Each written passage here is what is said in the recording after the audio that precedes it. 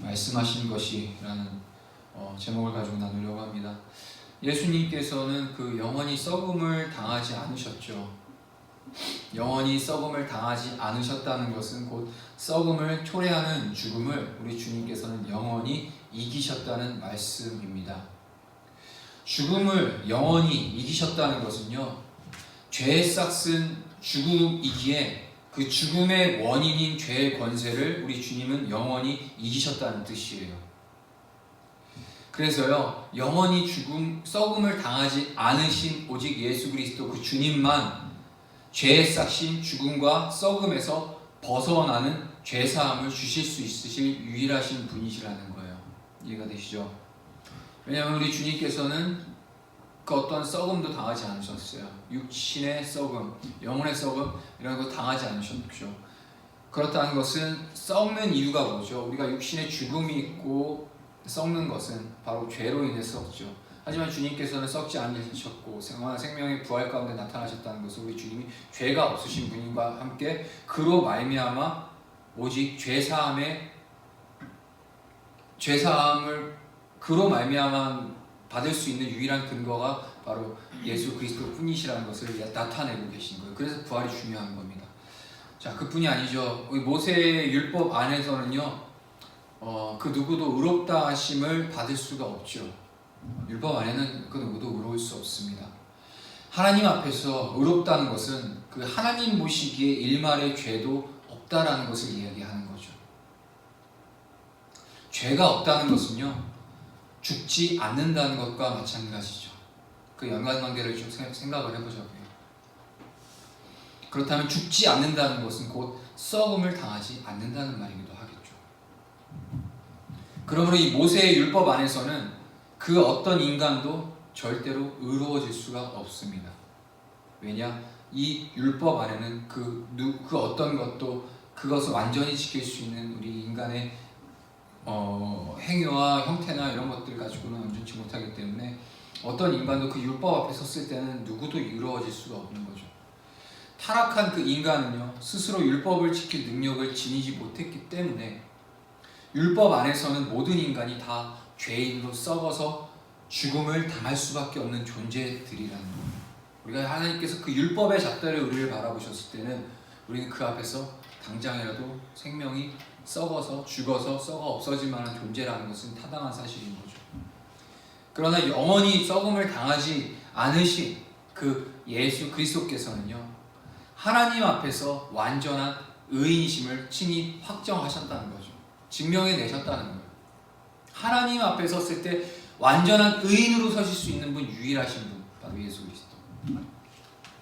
예수님께서 썩음을 당하지 않으셨다는 것은 하나님 보시기에 예수님께서는 죄가 없으심을 의미하고 있는 거예요. 우리 하나님, 성부 하나님께서도 당신의 보시기에도 예수께서는 죄가 없으신 분이심을 확인해 주고 있는 거예요. 따라서 누구든지 이 예수 그리스도 안에 있으면 그 자신은 여전히 죄인이에요. 그렇죠? 하지만 영원히 썩음을 당하지 않으신 그 예수 그리스도의 완전한 의를 힘입어서요, 하나님으로부터 우리는 의롭다고 인정을 받게 되죠. 왜? 그리스도 예수께서 친히 보증인이 되주셨죠. 우리가 의로운 존재이기 때문에 우리가 의롭다고 여김을 받는 것이 아니라 우리는 여전히 죄인이에요. 하지만 그리스도의 모든 우리의 죄악된 모든 것들, 우리의 여지, 우리의 이게 존재 자체 가지고 우리가 하나님 앞에 섰을 때 의롭다고 칭함을 받는 것이 아니라 유일한 근거, 보증, 바로 주님의 의로우심으로 말미암아 우리는 그의 힘입어 하나님으로부터 너희가 의로운 존재들이 됐다라고 칭함을 받을 뿐이라는 거죠. 우리는 절대 의로울 수가 없습니다. 우리가 로마서 6장 22절 23절 우리 말씀 한번 되새겨서 읽어보도록 하겠습니다. 시작. 그러나 이제는 너희가 죄로부터 해방되고 하나님께 종이 되어 거룩함에 이르는 열매를 맺었으니 그 마지막은 영생이라. 죄의 싹은 사망이요 하나님의 은사는 그리스도 예수 우리 주 안에 있는 영생이라. 아멘. 우리는 여전히 죄악된 모습을 가지고 살아가고 있죠. 하나님으로부터 우리는 의롭다 칭함을 받은 존재인 건 사실이지만 여전히 우리는 죄로부터 자유할 수 없는 존재예요. 그런데 여기서 로마서에서 뭐라고 얘기죠? 죄의 싹은 사망이라고 분명히 얘기하고 있어요. 결국엔 우리는 죽을 수밖에 없는 존재라는 거예요.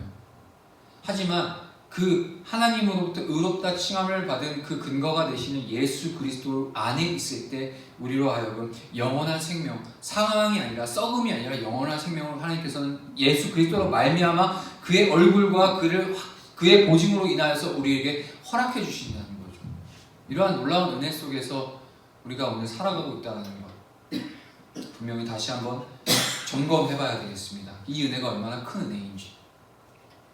예수님께서 우리를 위한 온전한 구원자가 되시는 것은 이처럼 예수님께서 영원히 썩음을 당하지 않으셨기 때문에 구원자가 되실 수 있는 거예요. 그러니까 예수께서 왜 메시아가 되시고 왜 그리스도가 되시고 왜 우리를 향한 구원자가 되시는 모든 근거와 그 존재 그런 어떤 그 여부는요 어디로부터 결정이 되냐? 우리 주님이 부활하셨기 때문에 가는 것입니다.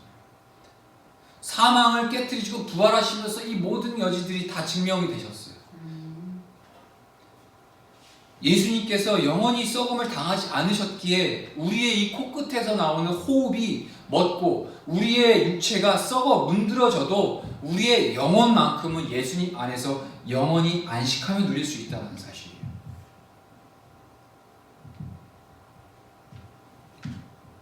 예수님께서 영원히 썩음을 당하지 않으셨기 때문에 우리가 마지막 날에 영원히 썩지 않은 그 신령한 몸을 주님 안에서 다시 입게 되는 자격이 되어진다는 거죠. 또 예수님께서 영원히 썩지 않음을 당하셨기 때문에 주님을 위해 살려는 우리의 그 거룩한 뜬 역시 절대로 썩지 않고 시공간을 초월해서 주님의 방법으로 이 땅, 이 세상 가운데 역사 가운데 우리가 반드시 이루어진다는 거예요. 우리 주님이 썩음을 당하지 않으셨기 때문에 우리의 비전도 우리의 사명도 이 세상 가운데 구별된 삶도 이 모든 것들이 가능할 수 있다라는 사실입니다.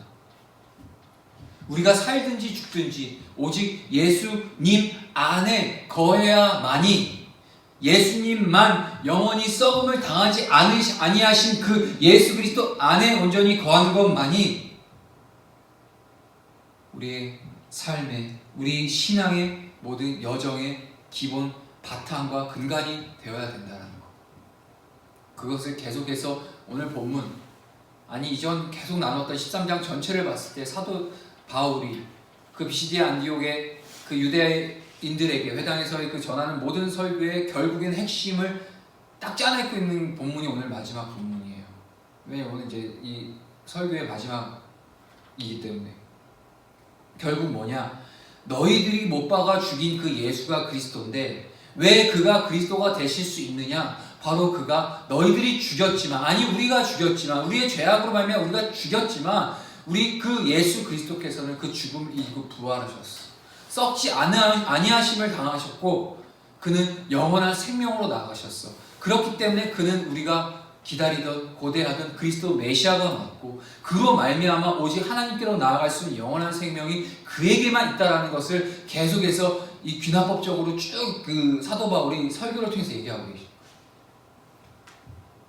바울의 설교는 마침내 다음과 같이 대단한 막을 내리고 있죠. 오늘 본문 다시 한번 읽어볼게요. 시작. 그런즉 너희는 선지자들을 통하여 말씀하신 것이 너희에게 미칠까 삼가라. 일러스되 보라 멸시하는 사람들아 너희는 놀라고 멸망하라. 내가 너희 때를 당하여 한 일을 행할 것이니 사람이 너희에게 일러줄지라도 도무지 믿지 못할 일이라 하였느니라 하니라. 아멘. 이 사도 바울은요 구약 성경 하박국 1장 5절의 말씀을 인용하고 있어요. 그와 같이 멸망하지 않도록 조심하라는 경고로 자신의 설교를 막을 내리고 있어요. 한번 돌아가볼게요. 하박국서 1장 5절의 말씀 어떤 말씀인지 함께 읽어볼게요. 시작. 여호와께서 이르시되 너희는 여러 나라를 보고 또 보고 놀라고 또 놀랄지어다. 너희의 생전에 내가 한 가지 일을 행할 것이라. 누가 너희에게 말할지라도 너희가 믿지 아니하리라. 이미 하나님께서는 그 이스라엘 백성들의 그 완악함을 알고 계셨어요. 하나님께서 그 하박국 성문에서 그 불의함 가운데 하나님 앞에 탄원하고 그 탄원을 하고 외치고 있는 그 하박국에게 말씀하시는 거죠. 너희는 여러 나라를 보고 또 보고 놀라고 또 놀라야 된다. 앞으로 내가 할 기이할 일들 너희를 지켜보라는 거예요. 너희가 믿지 않는다. 내가 너희들 면전에서 행하더라도 너희가 믿지 않았다는 거죠. 자, 하박국 선지자는요, 이 상황이 어떤 상황이죠? 바벨론 제국에 의해 예루살렘이 멸망당하기 직전에 활동했던 선지자가 하박국이었죠. 당시 유대인들은요, 하나님을 등지고 살았어요. 하나님을 거절하면서 등지고 살았어요. 하나님의 그 공의는 하나님을 믿는다는 사람들에 의하여 하나님의 공의가 짓밟혀지고 있었던 상황이었어요. 악함과 불의가 그 이스라엘 전역의 온 세상을 지배하고 있었던 시대적 상황이었어요. 하나님의 말씀을 쫓아 산다는 것이 마치 그나마라도 의인으로 버티고 있었던 하박국 눈에는 아무런 그 의미도 없는 것처럼 보여졌다는 거예요. 자신은 그래도 그 패역한 세상 속에서 하나님의 말씀과 뜻을 쫓아 살라고 했지만 세상은 여전히 악하고 점점 나아가면 나아갈수록 더 완악해지는 이 세상을 보면서 나의 이런 말씀을 쫓아 하나님의 뜻을 쫓아 살아가는 이 노력과 이 의지가 과연 무슨 소용이 있는가라면서 그 신앙의 그런 어려움들을 겪고 하나님 앞에 결국에는 나아가서 호소하는 그런 하박국을 향해서 하나님께서 하신 말씀이죠. 선지자들이 하나님의 심판을 외쳐도 그 심판에 하나님의 선지자들의 입술을 통해 선포되는 그 심판을 아무도 이스라엘 백성들은 귀 기울여 듣거나 믿지도 않았다는 상황이었죠. 그러나 하나님께서는요, 이 하박국 선지자를 통하여서요, 머지않아 결국엔 예루살렘이 멸망할 것을 분명히 밝히고 계세요. 하나님의 그 말씀은요, 결국 주전 586년에 바벨론 제국에 의해서 하나님의 말씀대로 이스라엘이 멸망하게 되는 것은 우리 인류 역사 가운데 성취가 되는 것으로 알고 있습니다. 오늘 본문에서 이 바울이 이 역사적인 사실을 그 유대인들에게 하박국서의 말씀을 인용함으로써 상기시키고 있는 이유, 그러면서 이 마지막 자신의 설교를 이 하박국서의 하나님의 말씀을 인용하여서 마지막 자신의 그 설교의 마무리를 이루는 것, 그것은 곧 예수 그리스도를 믿지 않으면 결국 누구든지 예루살렘이 과거에 멸망당한 것처럼 멸망할 수밖에 없다라는 사실을 의미하고 있다는 거죠. 이미 이스라엘 민족들은 그 멸망의 아픔을 쓰라리게 경험을 했었죠. 하나님의 말씀과 뜻을 떠났을 때 어떠한 심판이 왔는지를 분명히 이들은 경험하고 있었죠. 하지만 오늘 사도 바울은 그 이스라엘 유대인들 안에 내면에 갖고 있었던 그 하나님을 향한 그 두려움, 이스라엘이 망했을 때 어떻게 됐는지 처절하게 자신들의 눈으로 지켜보고 목도했었던 그 상황을 다시 한번 상기시켜 주겠다는 거죠. 거기에 빗대서 너희들 예수 그리스도 곧 하나님의 아들, 너희를 구원하기 위해 이 땅에 오신 예수 그리스도, 그를 믿지 않고 그로 인한 영원한 생명을 얻지 않으면 너희는 이전에 너희들이 예루살렘이 망했었던 그때와 다를 바 없는 멸망함이 너희들에게 있을 것이다. 하지만 이것은 국가적 멸망함을 차원을 넘어서 영혼의 멸망함, 그런 의미로 이 사도 바울이 얘기하고 있는 거죠. 다시 말해서 예수 그리스도가 아니고서는 그 누구도 하나님의 심판을 절대로 피할 수 없다라는 사실을 얘기해주고 있습니다. 전도서 12장 13절 14절의 말씀을 우리 한번 읽어보도록 하겠습니다. 시작. 이래 결국을 다 들었으니 하나님을 경외하고 그의 명령들을 지킬지어다. 이것이 모든 사람의 본분이니라. 하나님은 모든 행위와 모든 은밀한 일을 선악간에 심판하시니라. 의인이 되었든 악인이 되었든 결국엔 하나님의 심판대에 서게 되겠죠. 이게 인간의 어떤 개인적인 인생의 개인적인 심판, 이 세상 가운데 살아갈 때 어떤 살아가는 여정 가운데 나타나는 심판이 될 수도 있지만, 궁극적인 심판은 뭐죠? 바로 주님이 공의로 오셔서 하나님의 나라와 하나님의 왕국을 이루어 가실 그날에 죄인이 됐든 의인이 됐든 하나님의 심판대에 누구든지 예외 없이 서게 된다는 사실이죠. 거기서 갈려지는 건 뭐냐? 너가 의인이 될 것이냐 아니면 악인이 될 것이냐. 성경의 66권에는 분명히 의인이 어떤 사람인지에 대해서 명확하게 얘기하고 있습니다. 의로운 자, 하나님께서 칭하신 의롭다 칭함을 받는 자는 곧 하나님의 말씀을 지키는 자, 하나님의 뜻을 따라 살아가는 자를 의인이라고 얘기하는 거죠. 전도서 12장 13절 14절 이 전도서 기자의 얘기도 마찬가지 아닙니까? 결국에 너희들이 하는 모든 일의 결국을 다 들었다. 결국에는 하나님을 경외하고 하나님의 말씀을 명령들을 지키는 것만이 너희들이 심판을 피할 수 있는 방법이라는 거죠. 모든 사람이 존재하는 본분이가 이유의 목적이 바로 하나님의 뜻을 따라 사는 곧 의로운 자로 삶을 사는 것이 바로 전도서 기자는 너희들이 이 땅에 존재하는 목적이라고 얘기하는 겁니다. 결국에 또 거기서 끝나는 것이 하나님은 모든 행악간에 심판하실 것이다 라고 얘기하죠. 자, 이유가 무엇일까요? 영원히 썩음을 당하지 않으신 예수 그리스도를 통하지 않고는 죄의 싹은 죽음이기 때문에 모든 인간은 자기 죄로 인해서 죽고 썩어져 없어져 버리기 때문에 어느 누구도 하나님의 심판을 피할 수 없다라는 거예요. 내가 죽지 않고 썩지 않고 영원히 이 세상에서 존재하는 하나님의 심판이 필요가 없죠. 하지만 우리의 육신은 결국엔 썩어서 육신은 썩고 땅에 묻히지만 우리의 영혼 결국에 하나님의 심판을 영원한 그때 하나님의 때 누구든지 그 영원한 영벌이냐 아니면 하나님의 앞에 누려지는 하나님의 나라의 뜻 사는 어떤 백성된 삶을 사느냐 결국엔 그 누구도 피할 수 없기 때문에 썩음을 당하는 존재들은 하나님의 심판에 분명히 서 있을 것이라는 얘기입니다. 인간이 일평생 열심을 다해 수고하고 애쓰며 산 대가가 고작 썩어져서 형체도 없이 사라져버리는 것이라면 인간에게 그보다 더 무서운 멸망, 더 가공할 심판이 어디에 있겠냐는 거죠. 주님을 알지 못하는 세상도 그렇죠.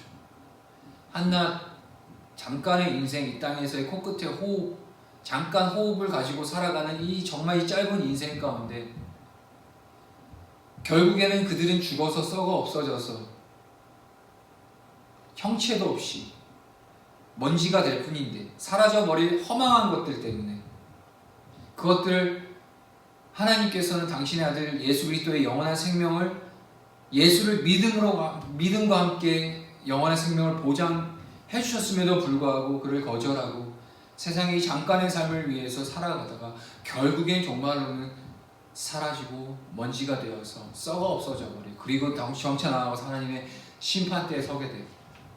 영벌. 참 이것만큼 가공할 심판이 어디 있겠습니까? 세상에 하나님을 알지 못하고 그리스도 예수를 알지 못하는 그들이 이러한 하나님의 절대 진리를 깨닫지 못하는 것에 있어서 먼저 된 우리로서는 좀 애통해야 될 필요가 있을 것 같아요. 그러므로 바울의 설교가요, 이 하박국 1장 5절을 인용하는 것으로 끝난 것은 예수님의 부활을 영원히 썩음을 당하지 않는 것으로 정의한 그 바울의 결론에 더없이 적합한 끝맺음이라는 사실이에요. 자, 정리를 해보겠습니다. 바울은요, 오늘 이 설교하는 자신이 설교하는 비시디아 안디옥에 있는 그 갈라디아 지역의 그 회당에서 하나님께서 어떠한 말씀을 통하여서 그들에게 설교하기를 원하시는지 바울의 입술을 통해서 나타내고 주고 계신데 이것을 정리를 다시 한번 해볼게요. 설교를 마지막으로 이제 맺고 있기 때문에 가장 위대한 두 가지의 사건을 바울은 언급하고 있죠. 역사의 정점에서 이루어진 그 구원의 사건들인 거죠. 즉 예수 그리스도의 죽음 그리고 예수 그리스도의 부활에 대해서 가장 위대한 사건, 이 두 가지 사건을 그들에게 증거하고 있습니다. 그는 모든 것이 성경에 기록된 대로 성취되었는데요. 그 가장 대표적인 사건이 바로 그리스도 예수 십자가 대속 사건이라는 거죠. 구약이든 누누이 예수 그리스도의 그 고난과 순환과 십자가 대속에 대해서 분명히 성경에 기록되어 있고 성경에 기록한 대로 성취된 결정적인 사건이 바로 예수 그리스도의 십자가 사건이죠. 그리고 또한 한 가지 바로 그리스도 예수의 주님의 부활 사건이라고 이 사도 바울은 그들에게 선언하고 있어요. 그런데 바울은 계속해서 유대인들에게 지적하기를요, 유대인들이 이런 내용을 몰라서 예수를 십자가에 못 박아 죽이는 엄청난 죄를 저질렀다고 말하고 있어요. 오늘 13장 27절 보면은 우리 이전에 우리가 한번 나눴지만 너희들이 몰라서 그랬다라고 얘기하고 있어요. 그 인정하고 있어요. 예수님을 십자가에 못 박혀 죽인 저희들의 행위에 대해서 바울은 그래 너희들이 알지 못했으니까 그랬어. 바울도 역시 알지 못했으니까요. 저희도 마찬가지였겠고 주님의 은혜로 깨닫지 않은 이상 우리가 어찌 예수가 그리스도고 그리고 주님이 우리의 구원자라는 사실을 이 엄청난 은혜를 우리가 맛볼 수 있겠습니까?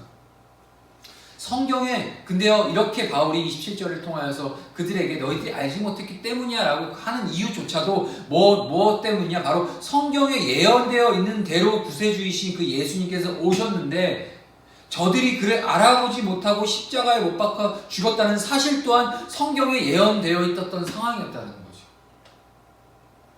그들이 모든 예언의 말씀을 외우기는 잘 외웠겠죠. 유대인들 말씀 해박하잖아요. 근데요 불쌍한 건 정작 그들은 그 말씀의 뜻이 뭔지를 알지 못하고 외웠다는 거예요.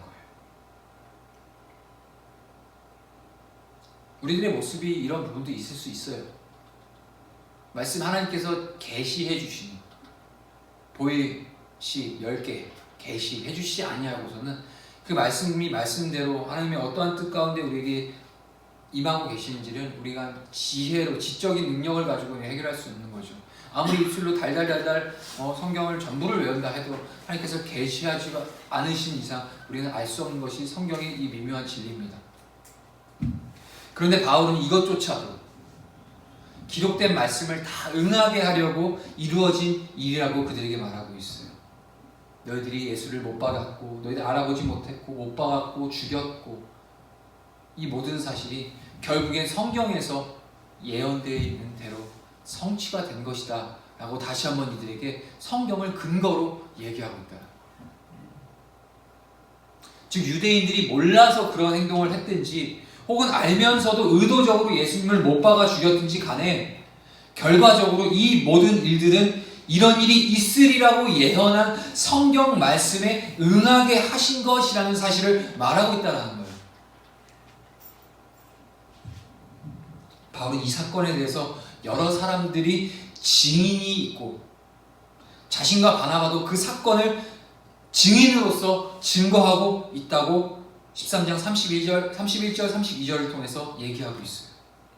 그리고 바울은요, 그 증인, 그 바울의 증언을 증명하기 위하여서 세 개의 구약의 말씀을 인용했어요. 우리가 한번 복습하는 셈 치고 다시 한번 이 세 가지 구약 말씀 읽어보겠습니다. 시편 20편 7절 읽겠습니다. 시작.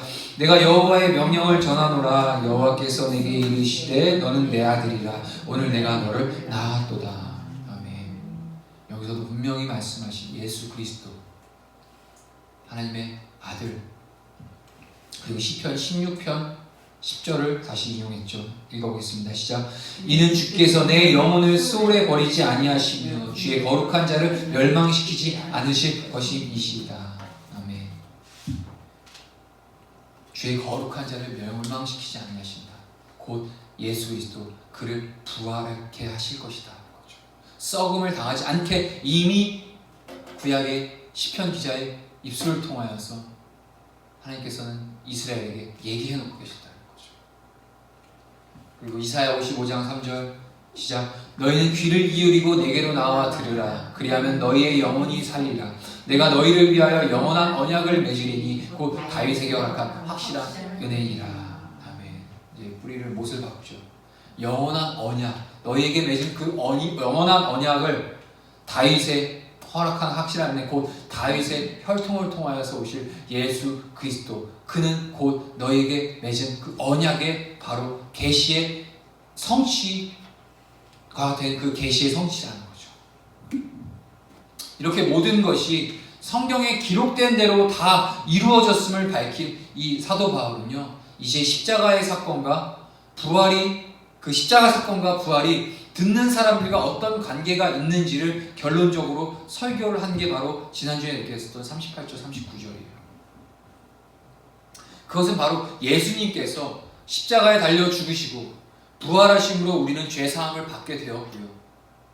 주께서 바로 우리의 죄를 대신 지시고 십자가에 달려 죽으셨다가 사흘 만에 그 부활하심을 믿는 바로 그 믿음 때문에 의롭다함을 우리가 얻게 된다는 사실이죠. 바울이 결국엔 얘기해 주고 싶은 것은 믿음으로 말미암는 의, 이것이 바로 바울 설교의 핵심이자 결론이라는 사실이에요. 우리가 믿음으로 사는 존재들이죠. 하지만 문제는 우리는 인간이라면 누구나 믿음으로 사는 존재지만 중요한 것은 우리가 믿습니다 하지만 무엇을 믿느냐라는 거죠. 예수 그리스도 안에 있고 교회를 다니고 신앙생활을 하면서도 불구하고 그리스도 예수의 부활을 믿지 않은 참 많은 사람들이 있어요. 물론 지적으로는 그냥 인정하고 학습되어서 알 수는 있지만 인생을 살아가고 삶을 살아갈 때 예수 그리스도의 그 부활의 생명을 누리며 살아가는 사람들이 많지 않다라는 거예요. 그것은 믿음이 아니죠. 그것은 망상이죠. 믿는다면 믿는 대로 행하게 되는 거죠. 예수 그리스도의 부활을 믿고 또한 그 부활에 힘입어서 우리 또한 예수께서 십자가 그 대속의 사건을 통하여서 죽으심과 함께 그 죽으심을 깨시고 부활하신 그와 함께 그때 우리도 예수를 믿음과 함께 동시에 우리도 부활하게 되는 거죠. 근데 우리의 삶은 부활하는 삶이 아니라 점점 더 캐먹고 냄새나는 저 공동묘지에서 계속 머물러 있는 우리의 삶을 때때로 볼 수가 있어요. 여전히 냄새나고 썩어 없어질 그 육체에 매여서 살아가고 있는 연약한 우리의 모습을 다시 한번 오늘 말씀이 계속해서 드러내주고 있습니다. 예수님은 부활하셨습니다. 하나님께서는 예수님을 향하여서 썩음을 보지 않게 살리셨다 라고 본문 37절에 주님께서는 선언하시고 계세요. 예수를 향하여서 우리가 믿고 고백하며 따르는 예수 그리스도는 십자가에 달려 죽음으로 끝나신 분이 아니시라는 거예요. 그냥 단지 우리 죄 때문에 그냥 사람 좋아서 어느 인류도 흉내낼 수 없는 그냥 사람 좋은 최고의 선인 정도의 차원으로 예수께서 우리의 죄를 위해 대신 죽으심으로 끝나는 게 아니라니까요. 주님께서 죽으신 이유가 뭔데요? 왜 죽으셨어요? 죽음이 본질이 아니잖아요. 주님은 사심이 본질이십니다. 사시기 위해 죽음을 거치셨을 뿐이에요. 하지만 우리는 주님을 향해서 그 주님의 사심을 깊이 묵상하고 그 뜻대로 살아가는 모습들을 참 찾아보기 어려워요. 그분은 죽음에 매여 있을 수 없는 생명의 그리스도 부활의 주님이시죠. 오늘 우리가 믿고 고백하는 분이 과연 부활의 주님이 맞을까요? 저와 여러분들이 고백드리는 이 예수 그리스도 그 주님을 우리가 구주라고 고백하는 그 주님, 과연 그 주님을 부활의 주님으로 우리는 인정해드리고 있냐는 거죠. 만약 그렇다면 우리는 부활로 사망 권세를 이기신 그 주님을 믿음으로 세상을 살아감과 함께 결국 믿음으로 이 세상을 살아감과 함께 곧 총체적인 주님의 말씀의 성취죠. 다시 오셔서 심판 가운데 심판의 주로 오실 주님을 우리는 준비하며 살아갈 수 있어야 된다는 겁니다. 결국 우리가 부활의 삶을 누리고 이 세상 가운데 살아가고 있지만 그것은 너희들이 세상에 어떤 신앙의 우월감을 가지고 살아가라는 차원이 아니라 부활의 생명을 누리며 이 세상 가운데 살아가고 있지만 그 모든 누림은 결국 어디로 집중돼야 되냐? 곧 주님이 오심과 함께 심판의 주님으로 오심과 함께 하나님의 나라를 이루어가실 거기에 이제 집중돼서 우리가 하나님의 말씀이 성취되는 과정을 우리를 통해 이루어가신다는 거죠. 우리가 죄악의 옛 모습이 그리스도의 죽으심과 함께 십자가에 죽어진 존재라고 한다면 예수 그리스도의 부활하심과 함께 영원한 생명을 누리며 살아가야 될 존재라는 사실 또한 망각하지 말아야 될 것이고요. 또한 영원한 생명을 부활하신 주님과 함께 살아가는 존재라는 것을 우리가 분명히 알고 있다면 이제는 이 세상이 종말의 때 하나님께서 영원히 그리스도 예수가 다스리시는 영원한 하나님의 나라를 준비해 나가는 그러한 우리를 주님께서는 원하신다는 말씀이십니다. 성경대로 말씀대로 이루실 주님이 부활하셨습니다. 그리고 성경대로 말씀대로 이루시며 나아가실 주님은 다시 오실 것입니다. 그 주님 앞에 우리가 오늘 우리에게 허락한 이 한 날도 부활의 주님을 묻고 우리 안에 그리스도를 부활의 그리스도를 우리 안에 품고 나아가 이 세상을 살아갈 때 능히 승리함으로 성취하는 삶을 살아가지만 그 승리와 성취는 결국 다시 오실 그 주님의 나라를 이뤄갈 우리는 준비자인 자.